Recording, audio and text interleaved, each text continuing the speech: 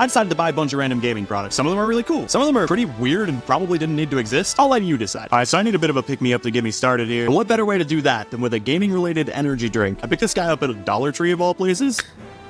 Cheers.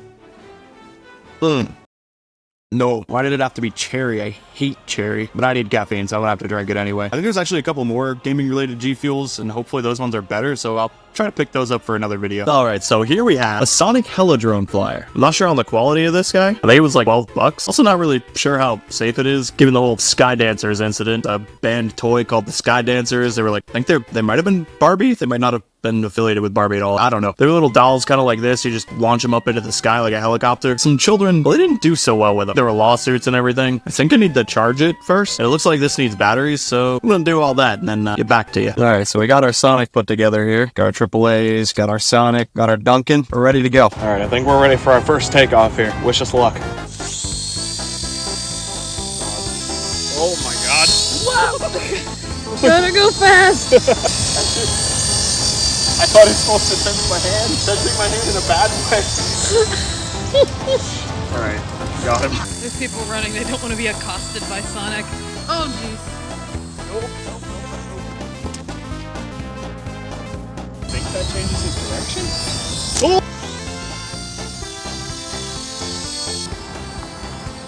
Whoa!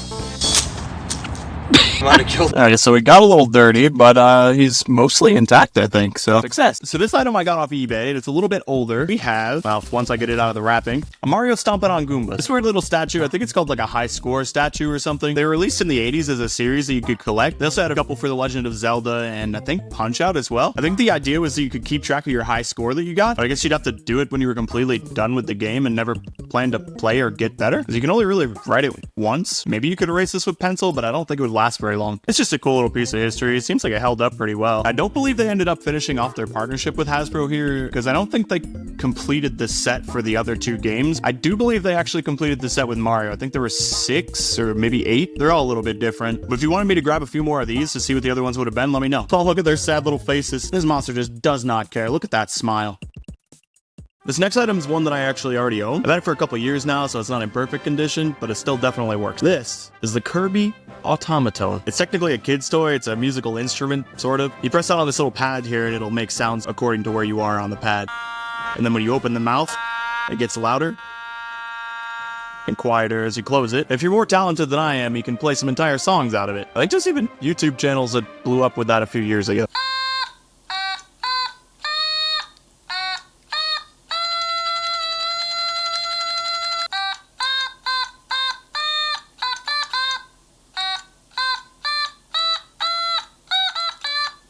If you know what either of those two songs were, then you're a musical genius, and you should let me know in the comments. So this next item is the one that actually spawned the idea for this video. We found this one and a few others in this video at a Burlington coat factory of all places, and that place was like next level dead, like liminal space type of thing. It was kind of creepy, honestly. We just went there to kind of check things out, see what was going on in Burlington nowadays, and it was crazy. But we did manage to find this. Sonic the Hedgehog air hockey. I would not have thought that was a thing. I don't know if it needs to be a thing, but we're gonna find out. Oh lord, it already fired up. Let's turn that off for now. Oh, that's pretty cool. It's got Shadow, Tails, Knuckles. And is that, Amy? Sonic fans, please don't murder me. I don't really know. And obviously our boy Sonic. We don't need instructions. Where does this, I assume this goes on the end, but how? What? No. Okay, maybe I need instructions. Oh, I was doing it upside down. Maybe? I'll get this eventually. Hey, turns out I just had to be smarter than the children's toy. And now I just need to go beg my girlfriend to play with me. We're coming to you live from Green Hill Stadium for the grand finals of the Sonic Air Hockey World Championship. Brought to you by Eggman Industries. We're set to see an unbelievable match between Hairy Hands and crowd favorite Jane Jetski. And we're off. Oh, it's an own goal from Jane. First point goes to Hairy Hands. Aggressive play here from Hairy Hands causes the puck to go out of bounds. And again, the man just can't control himself today. What's this? We've got some trash talk on the table? This is a toy. Then another goal for Hairy Hands. Is he taunting his opponent? Oh, serves him right. But he manages to sneak in another. Another own goal, folks. I can't believe it. And he's being a poor sport. Great play from Jane Jetski. The third own goal of the day. These top tier players seem to be letting the nerves get to them. Oh, it's stuck on the line. We're going to have to go to the judges here. It's basically it. And they're calling it a goal for Jane Jetski. This is just getting embarrassing at this point. This could be it, folks. Hairy Hands is on match point. And it's in! Hairy Hands takes the World Championship. The crowd is not happy with this outcome, but we love to see this type of sportsmanship between our players. Thanks for joining us today. See you all next time, and hopefully our players will have actually practiced first. Real quick, if you're enjoying this video and you want to see me do more, maybe consider subscribing and hitting the bell. That way I know what kind of videos you want to see, because I really enjoy making this type of video, but I just kind of like making videos about video games in general. So while I was out and about picking up some other gaming stuff, I actually happened upon a garage sale. They didn't really have a lot of gaming related products there, but they did have a couple of cool games that I found in a bin, like this guy, Grand Theft Auto 3. But it's not just Grand Theft Auto 3. Inside, we have our copy of Grand Theft Auto 3, obviously, but we also have a copy of Grand Theft Auto San Andreas underneath it. The copy of Grand Theft Auto 3 is in a little bit of a rough condition. It might still be playable. And then our copy of San Andreas is a little bit worse, probably. Again, it might be cleanable. Either way, I don't actually have a PS2 right now to test it. I should probably pick one of those up. The other thing I found at that garage sale is a little weird, but it's cool. First I thought maybe this was an alternate sleeve for Final Fantasy VII, but it turns out it was actually a demo disc. It says it comes with playable demos of Final Fantasy VII and Bushido Blade, and video clips from Final Fantasy Tactics and Saga Frontier. I've at least heard of two of those games. And we got the disc here. It looks like it's mostly just smudged up, so that's actually probably playable. So this item's a little bit different. It's coming to us from Karma Sauce, which you couldn't guess is a hot sauce company. Alright, so let's open this sucker up. Oh, there's a cool little note with it. Hi, Lucas, please enjoy the sauces. Don and Team Karma. Cool. Oh yeah, I should probably mention I bought two sauces. Only one of them's gaming related. I'll explain that in a second. Oh, it comes with a cool little magnet too. We'll get this open now. So this hot sauce was made for Armored Core 6, Fires of Rubicon, and it's called Fire of Ibis, a hot sauce. So it looks like this guy's got bell and habanero peppers, butternut squash, apple cider vinegar. So FromSoft contracted the Karma Sauce company to make a handful of these, and then they ended up sending them out to gaming creators. I was not one of those gaming creators because I didn't create content yet. But I reached out to Karma Sauce on Instagram and they were super awesome about figuring out how to get me one of these. It's a sauce that they already make called the Bad Karma Sauce. And so they made up a special label for Armored Core 6 and put that on it. So fortunately for us, they were able to still find one of these labels laying around the company and slap it on that Bad Karma Sauce. So we got this. And that's also why I ended up buying the second sauce from them, because I wanted to support them and give them more money, you know, make it a little more worth their time. The second one I went with is called Ghost Island. It was just one that seemed interesting to me based on the ingredients that I wanted to try. So this one's got habanero, fatali, and ghost peppers. I'm gonna go slap both of these suckers on some chicken nuggets, because I eat chicken nuggets with hot sauce for dinner every day of my life, because growing up is for losers. So we got our nuggets. We're gonna shake them up. And we're gonna put a little bit on each. We're gonna start with the Fires of Ibis sauce, obviously. So Karma Sauce is a hot sauce company based in upstate New York, in Rochester, to be specific, which is actually only like an hour from where I grew up before I moved to Pittsburgh as an adult. So that's pretty cool. I think they've also had a couple of sauces on Hot Ones, which is also pretty cool. Hopefully that means that these sauces will be really good. And we're gonna start with the Fires of Ibis sauce, because that's the gaming related one. Wish me luck. Okay. It's definitely got some spice to it. Nothing crazy so far. Now some of them take a little longer to kick in though, so let's try another one. So that's like super good flavor. It's not like crazy spicy or anything, so I think most people could probably handle it. So if you wanted to try what that would have tasted like, without the label obviously, because they don't make it anymore. I think it was called the Bad Karma Sauce, and you can find that at their website. I think it's just karmasauce.com. It's not like a sponsor or anything, but it was super awesome for them to send this to me. And we're gonna try one of the Ghost Island ones.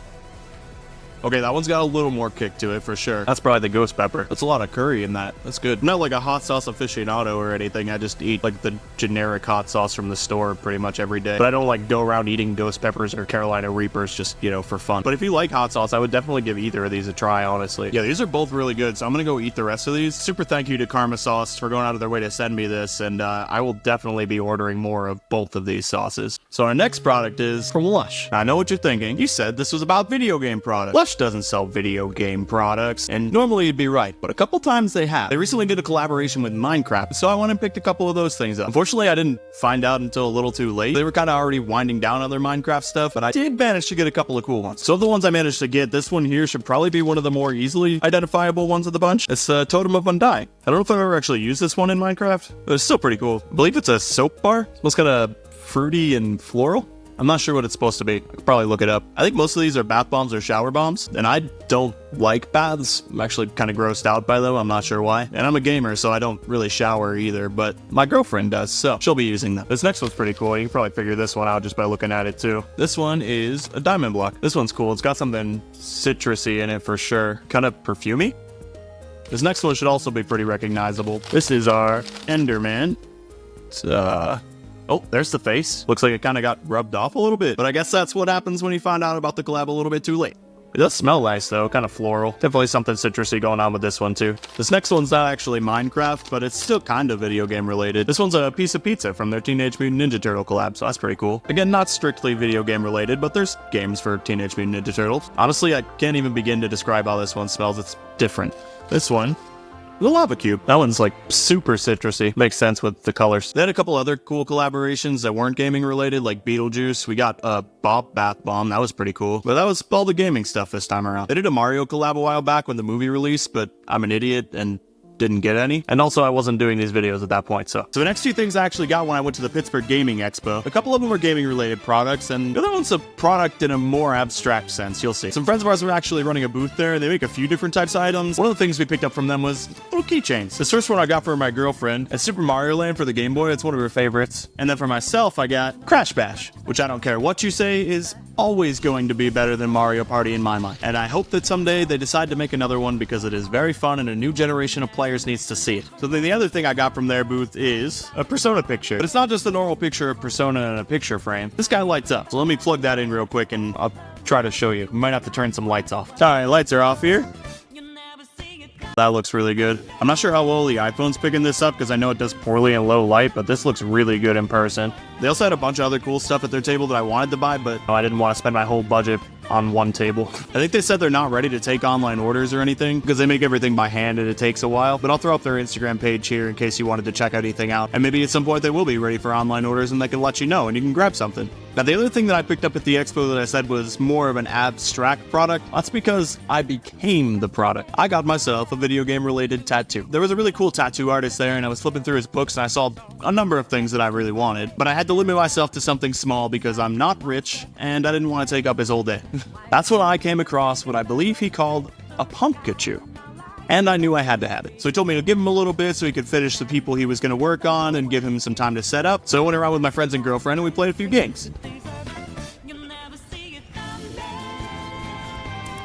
And when he was ready, he called me up, I got on the table, and he did his thing. It took probably about half an hour, 45 minutes, because it was just a small ankle tattoo. And now I will always have this lovely piece of art of a Pumpkachu on my body. If you're in the Pittsburgh area, or even if you're not and you just want to check out his art, you can go on over to his Instagram. I can definitely recommend the guy. Anyway, that's everything I got for you today. Thank you so much for watching. Subscribe if you want to see more videos like this, and good luck. Have fun.